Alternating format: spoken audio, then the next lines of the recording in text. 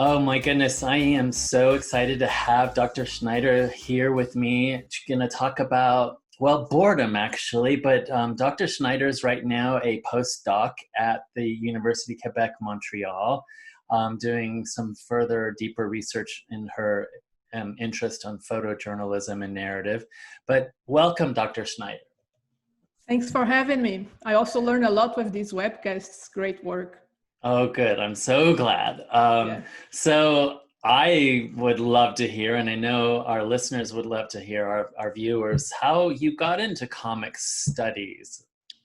Well, as usual, it all starts somehow at a very young age. I've learned to read with Herge Tintin, and my grandpa had a complete collection, and I would spend all my vacations devouring all albums. And at that time, it never crossed my mind that 20 years later, I would become a journalist like Tintin, and I would end up in Herge's land, Belgium, to do research on comics. So in the end, it's all connected, or at least that's the narrative that we try to build in order to make sense of our lives. But during the first years at the university in the state of Bahia in Brazil, I was very lucky to be a part of a very active research group that was devoted to this aesthetics and visual studies, things like that. And I started studying photography at the time. My main interest was with the narrative aspect of these images, especially this small everyday events. So I was asking myself, how can a single image of an everyday situation tells a story?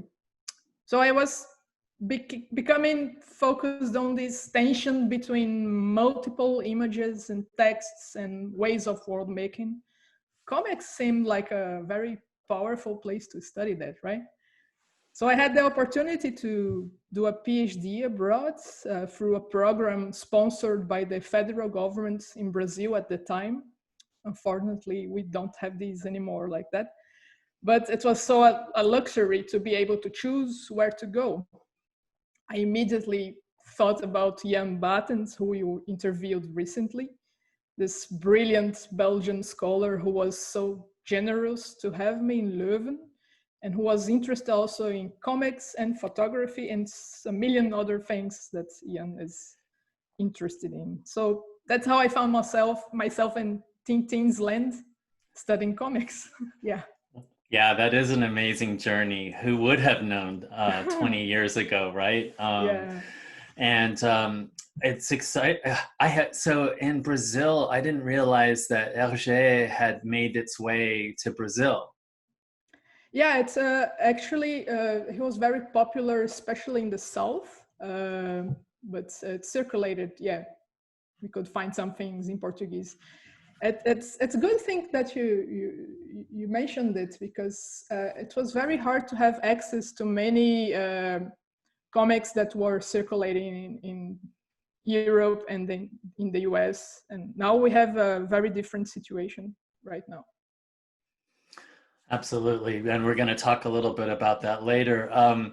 So this is, you have made a real intervention into comic studies. And the big intervention that I see, well, many interventions, but one is that you really try to redirect us from thinking about comics as action, as our interest, our gravitational center, and maybe possibly comics as a place for pause, and even more controversially, maybe boredom.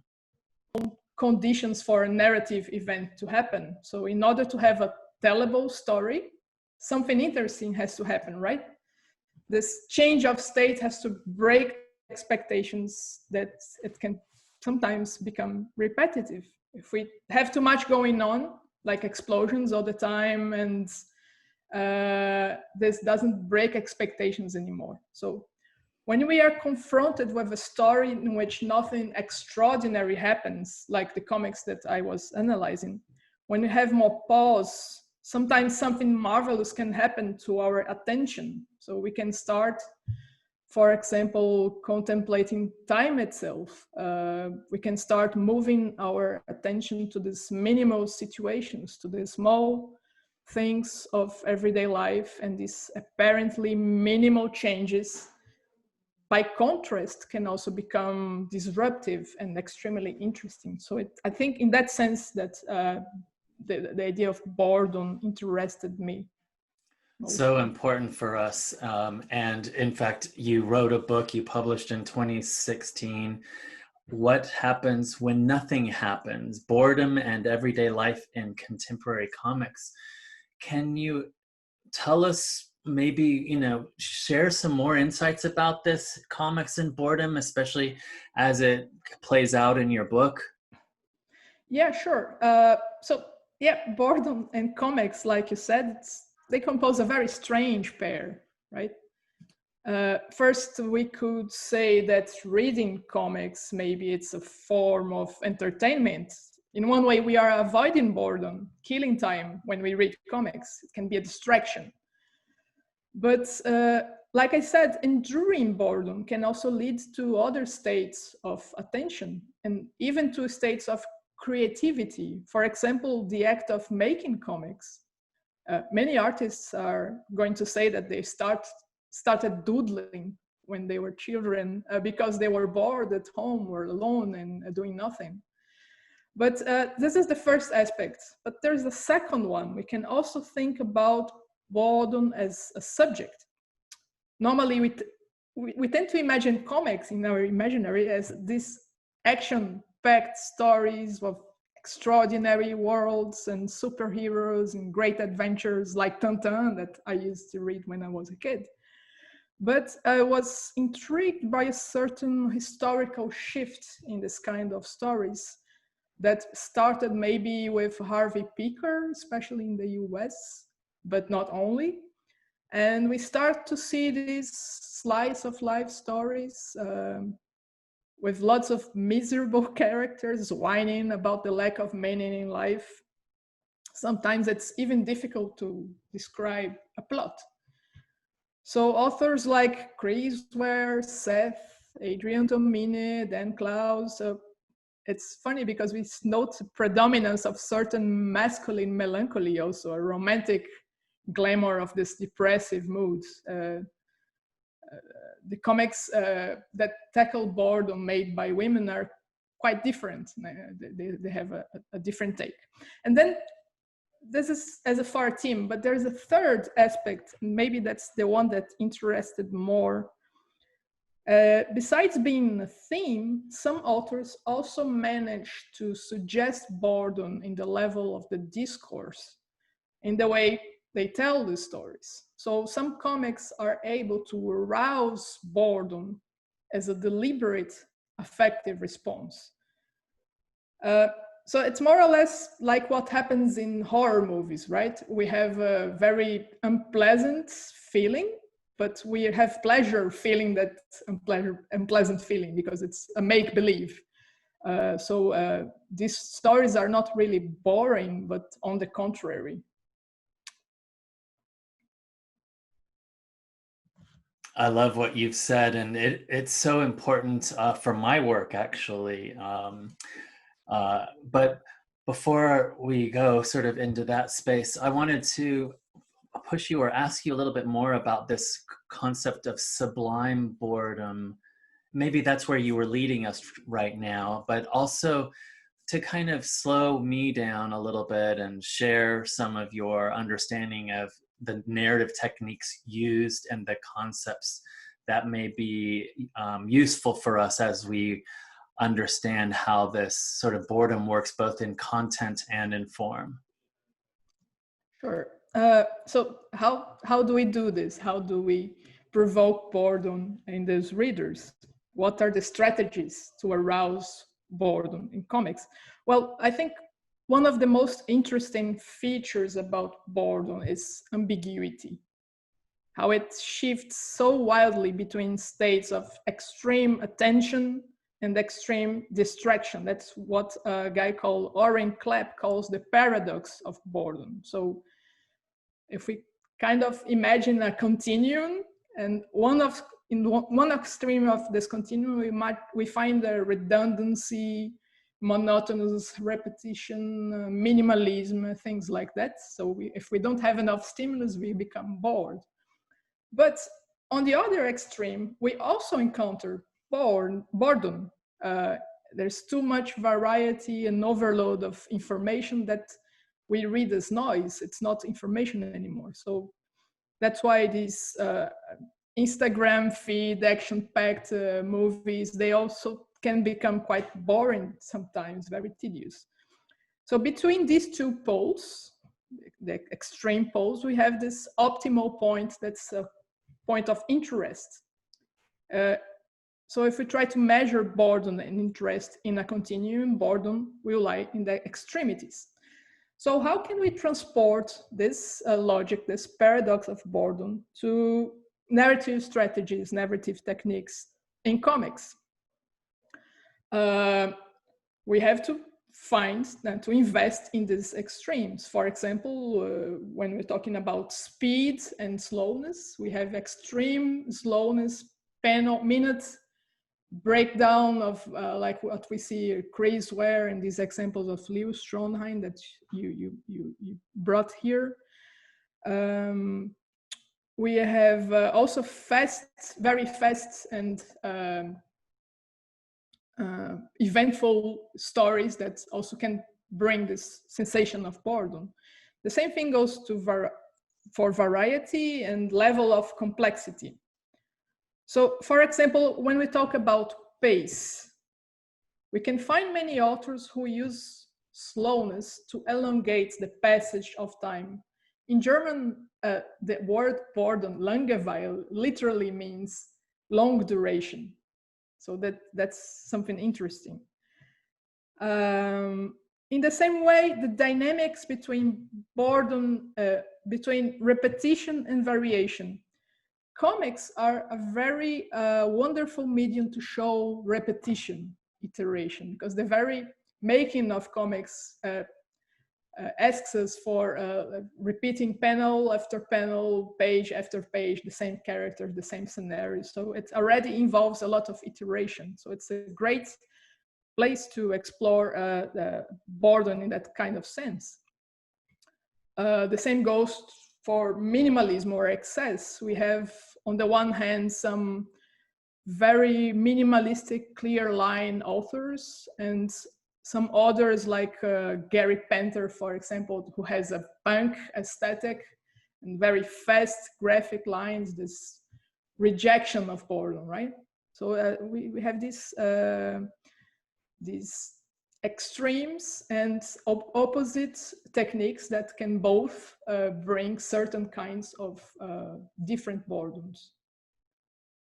As for the concepts of eventfulness, suspense, and expectations, these are all concepts that are important for a narratological take, right? When we think about uneventful eventfulness, which reminds of the name of the book, What Happens When Nothing Happens. Actually, it's just an apparent contradiction. There's a lot going on there. There's a lot of events happening, but maybe they don't fall in the extraordinary categories. No? And when suspense is suspended, no, there's something that appears a lot in these stories. Instead of cliffhangers that invites us to read the next series, what we have is the suspension of this suspense. We release tension. We have indeterminacy. We have reticent endings, blank panels that are so proper to these everyday stories. So lack of closure. And finally, when expectation becomes the event,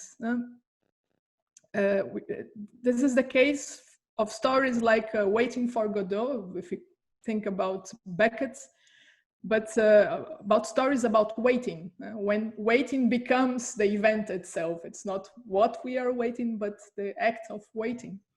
And then I think about, for example, the brilliant comic by Guy Delisle called Hostage. It's a very thick book and more than, I think, 400 pages. And what we have is a person alone as a hostage that is all the time thinking. We contemplate him thinking about what's going to happen next, but it never comes. So I think that's what's interesting about these comic strategies to arouse boredom in readers. So insightful. Thank you.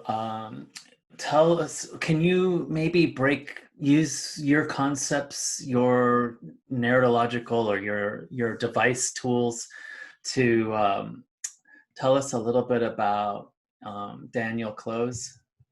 Yeah, the career of Clowes is very interesting to see these extremes. So in the early issues of 8-Ball, for example, we have this amazing punk aesthetics of angry rejection to boredom. It's this relentless, crazy stream of shocking events. It's very retilines in the beginning.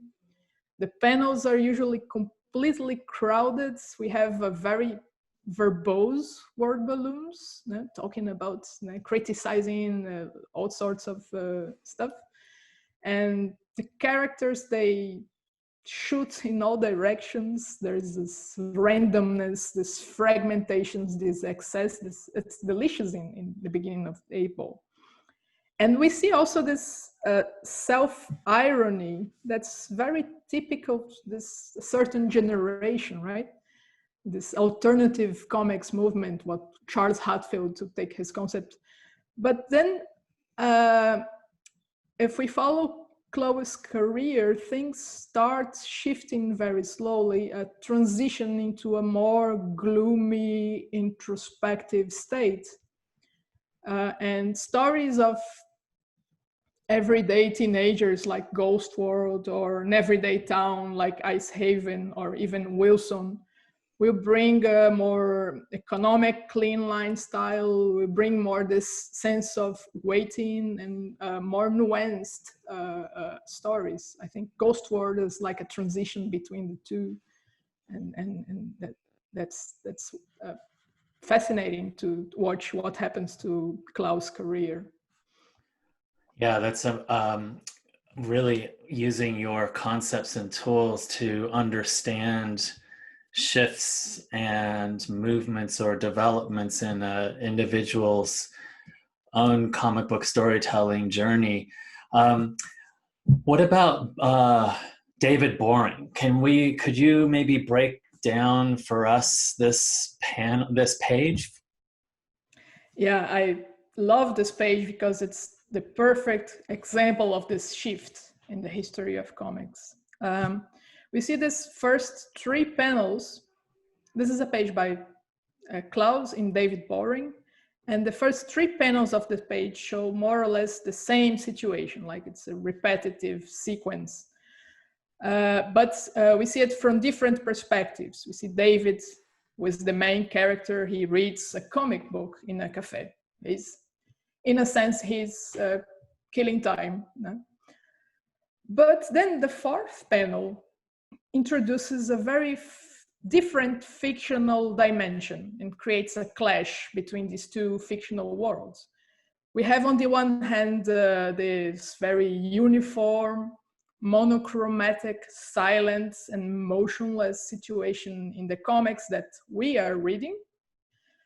But on the other hand, it's very colorful, lively, tense, full of gestures, noise states that's in the comic book that David is reading, and then that we are graphic focalizing it. What's so great about this page is that it reflects this shift in the history of comics between these 2 main traditions. The first composed of these extraordinary worlds, the other ones brings the typical page of an alternative comics.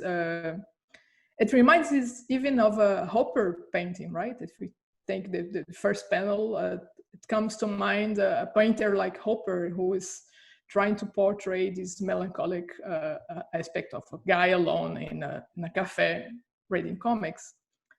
But the best part, you see this blasé attitude, the gestures, they are used with parsimony. The facial expression of David is kind of indifferent. But I think the best part is, as the last panel, we find this delicious wink to the reader when the older man says, "I'm glad to see they are still teaching the classics." So that's a very clever way to build a page and to show these contrasts. Thank you. Yeah, beautiful walking us through. And I know that you also work on Adrian Tomney. Can you tell us a little bit about that, especially in and around honesty, shame, these sort of feelings, these polarized feelings, angst, desolation, reticent endings, and suspended gaze? Yeah, I think Tomine brings different strategies to the table. First, he tries to build a relationship of honesty with the reader, to build identification for a sense of shared values. And in order to do that, he invests in the pride of being a loser, right? I'm a loser, baby. I mean, all the pop music and pop culture in certain time has this kind of feeling that's this idea of a self-loathing author, or what Daniel Warden calls a pride of shame, shameful art, comics as a shameful art. And these confections of angst, melancholy, and boredom are there to resonate in the kind of reader who also reads alternative comics and who shares the same values. So this is very interesting. But this same angst and desolation also appears in the way these stories are told. So in Tomine, we have a lot of stories that end with a blank panel, with repetition, with things that don't, situations that don't necessarily close, there's no closure. And many times with this suspended gaze, we see characters looking absorbed in their inner life, looking at nowhere. And then we readers have to fill the blanks, right? So we have this pools of indeterminacies in order to for us to fill these blanks. I think Tomine is a wonderful example of these strategies. Absolutely. And wow, so I know you're very excited and interested in Jiro's work, especially given, you know, your innovation within the space of the pause in comics. Can you tell us a little bit about how we might read, take pause, move kind of into this interior space with these pages here?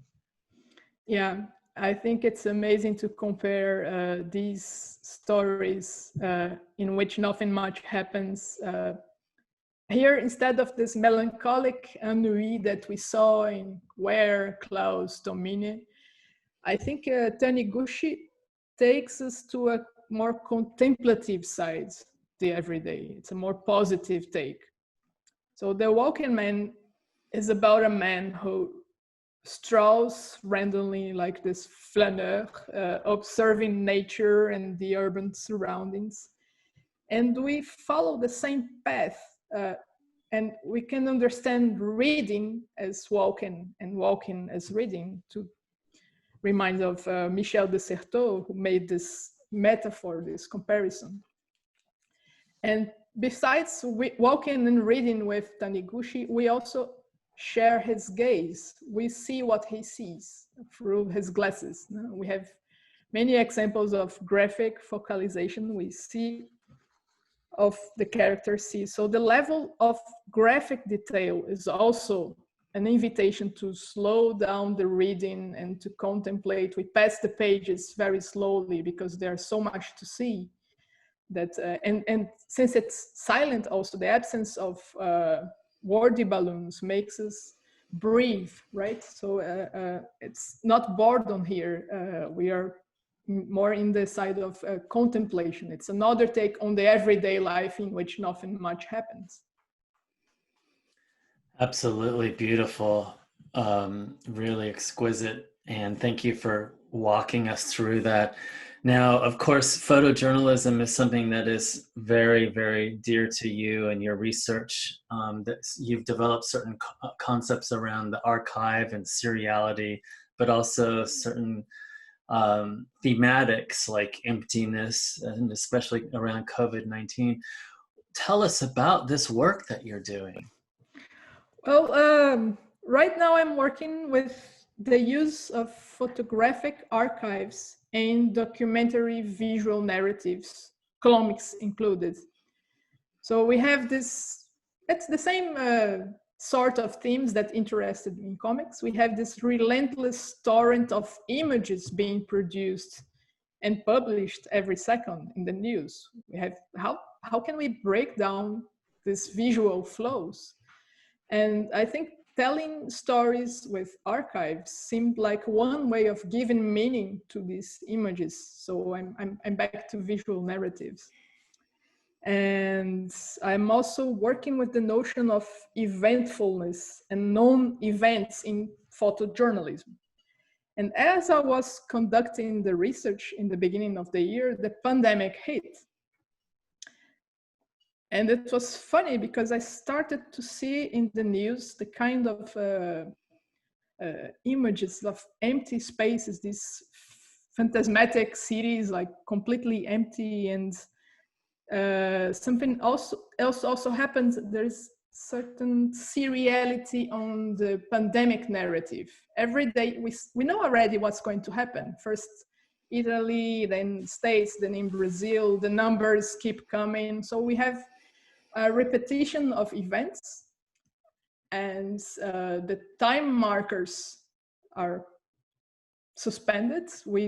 For some certain time, especially in March, after we came back from the narrative conference, the sense of time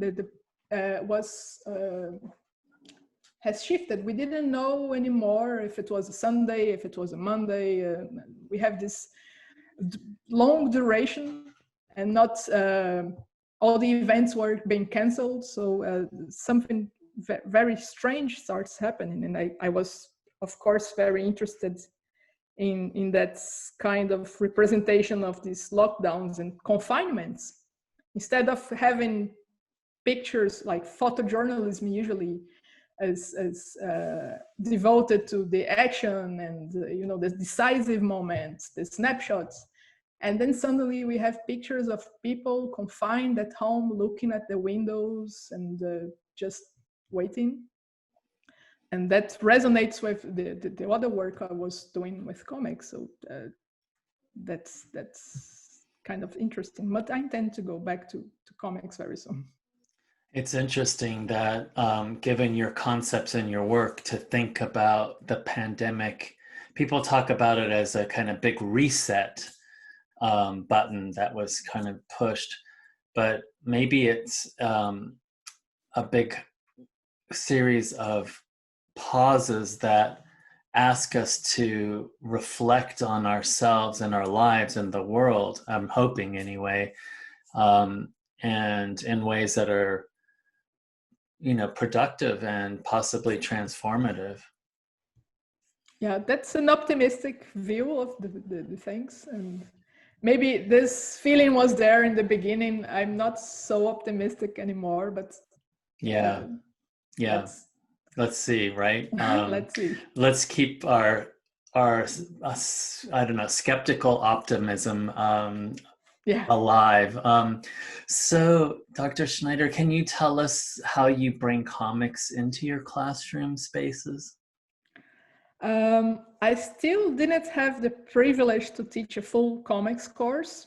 Like I said, I teach photojournalism in Brazil. I would love to be able to have a comics full course one day. But what I try to do is to use comics and concepts that are very common in comic studies to explore the narrative potential of narratives, graphic narratives, for example, in visual journalism and documentary comics in documentary. So I try to make these concepts travel, like showing how some concepts that's like the tension between linear and tabular, the graphic style, the relation between image and text, things that we are used to deal with. I try to bring these things because sometimes I feel that there's a lot of excitement about technology and things like that, about multimedia storytelling, but many of these things that are being celebrated were already there in comics. I mean, we have a space of a lot of potential, so it's great to make the students discover these things and to see what's possible to make with comics. Is there a particular comic that you find that your students tend to love?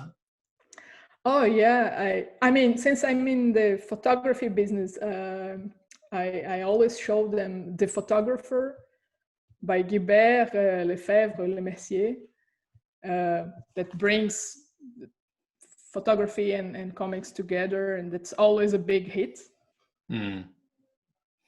Wonderful. So I know you're in Montreal physically right now, but maybe you can teleport us over into Brazil for a minute here and talk about where you see the vitality in comics and comic studies from that perspective, from Brazil. Yeah, I think maybe the most striking and lively experience of reading comics, in Brazilian comics, that occurs to me is the work by Marcelo de Salete called Angola Janga. It was released in 2017. I think it's out in the US by Fantagraphics. It was translated. And it tells a very painful story of fugitive slaves running from Portuguese colonists in the 16th century. The graphic style is superb, and it brings a very powerful idea of resistance against oppression. So I think it's a timely recommendation. But I think another side of resistance in times of huge political crisis like what we are facing now, both in Brazil and in the US, can be found in graphic humor. It's always interesting to follow. We have a very strong tradition of comic strips in Brazil. But recently I like to highlight the work by two artists. One is called Herge Tintin, who's been there since the 70s, is a very crucial figure in the comic scene. But now she has been moving to a more abstract and metaphoric comics. And that's been fascinating to follow. She's a genius.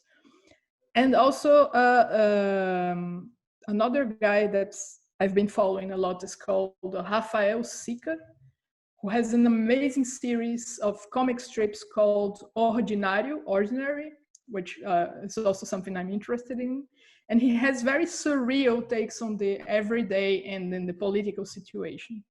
So I think these three works they tackle in a way a certain way idea of resistance. As for the comic studies, I think we have in the last decades a growing group of researchers, conferences, academic journals, festivals, excellent translators. And so I think it's kind of a healthy scene, although sometimes, like I said, it's difficult to have access to some things. The language is also always a barrier.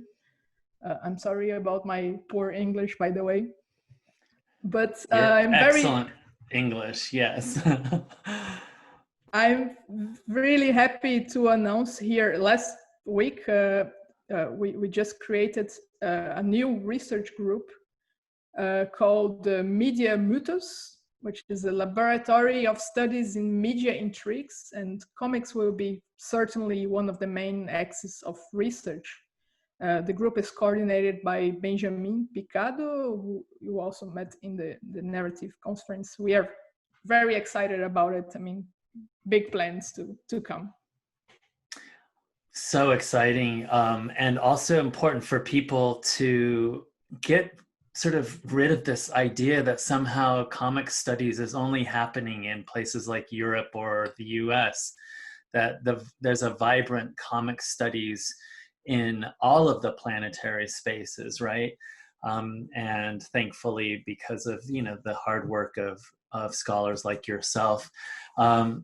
Dr. Schneider, thank you for taking us on your journey and the journey through some of these incredible comics, really having us reflect carefully on the strategic use of the pause, of boredom, not as something to be kind of avoided or to run away from, but something that can take us more deeply into our lives. Thank you, Dr. Schneider. I hope I didn't bore you guys. Thank you. It was a pleasure.